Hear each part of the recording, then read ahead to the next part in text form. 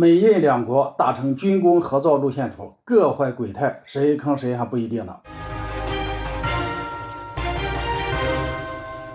大家好，我是肖印华。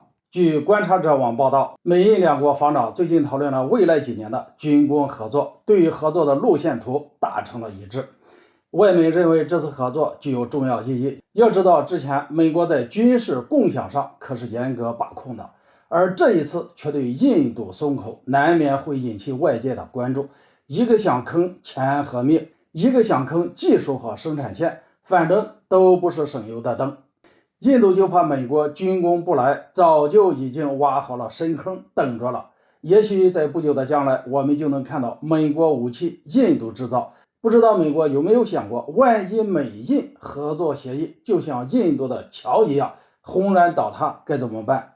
美印成为盟友多少有点离奇，最大的可能是美国把印度铺在反华的道路上，当它的垫脚石。美国在中国的周边四处撒网，目的就是让这些国家成为亚洲的乌克兰。不过印度可没有那么傻，这次谁坑谁还真的不一定。美国防长奥斯汀找印度合作的时间非常的巧妙，毕竟前一时刻奥斯汀就在香格里拉会上吃了瘪，多次希望和中国防长展开对话都没有能够成功，最后厚着脸皮主动来找中国防长握手。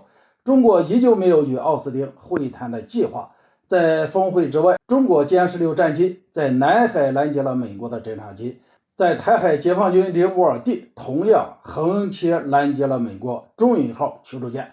美国这个时候找印度军工合作，可目的太明显了，就差把希望印度牵制中国写在他们的脸上。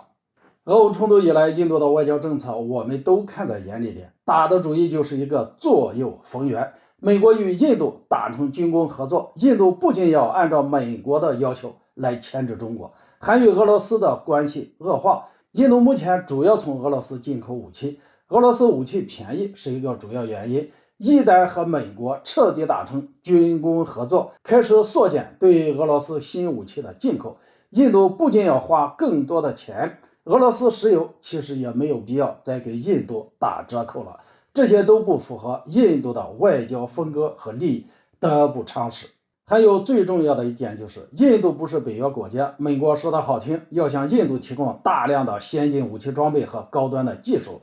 你像土耳其因为进口了俄罗斯的 S-400，就被美国踢出了 F-35战机的项目。